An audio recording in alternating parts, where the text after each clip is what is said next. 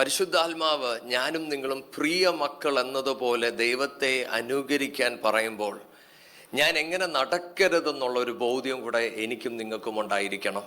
പരിശുദ്ധാത്മാവ് പറയുവാണ്, ഞാനും നിങ്ങളും ജാതികളെ പോലെ നടക്കരുത്. എന്തുകൊണ്ടാണ് നടക്കുവാൻ പാടില്ല എന്നത് പൗലൂസ് അവിടെ പറയുന്നുണ്ട്. ദൈവവചനം ഇങ്ങനെ പറയുന്നത്, അവരോ ദൈവത്തിൻ്റെ ജീവനിൽ നിന്ന് അകന്നിരിക്കുന്നവരാണ്. അങ്ങനെങ്കിൽ ദൈവത്തിൻ്റെ ജീവൻ അവരിൽ നിന്ന് അകന്നിരിക്കുന്നത് കൊണ്ട് അവരുടെ ബുദ്ധിമണ്ഡലങ്ങൾ അടഞ്ഞിരിക്കുകയാണ്.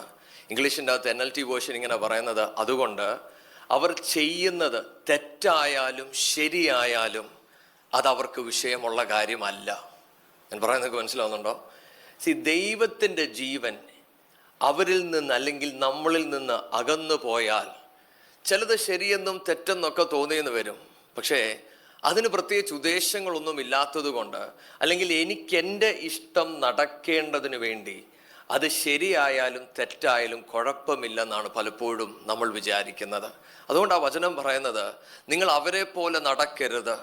കാരണം അവരിൽ ദൈവത്തിൻ്റെ ജീവൻ ഇല്ലാത്തത് കൊണ്ട് നിങ്ങൾ അവരെ പോലെ നടക്കുവാൻ തുടങ്ങിയാൽ, മറ്റൊരിടത്ത് ഇങ്ങനെ പറയുന്നത്, ദൈവത്തിൻ്റെ കോപം നമ്മളിൽ വെളിപ്പെടും. അതുകൊണ്ടാണ് ഇന്ന് നമ്മൾ ഈ വചനം വായിക്കുമ്പോൾ നമ്മളോട് ബുദ്ധി ഉപദേശിക്കേണ്ട ഒരു കാര്യമാണ്, ജാതികളിൽ നിന്ന് ഞാൻ ഒന്നും കണ്ടു പഠിക്കുവാൻ പാടില്ല. കാരണം അവർ പറയുന്നത്, അവർ ചിന്തിക്കുന്നത്, അവർ ചെയ്യുന്നത് അത് ദൈവത്തിൻ്റെ ജീവനിൽ നിന്ന് എന്നെ അകറ്റുന്നതാണ്. ഹല്ലേലൂയ.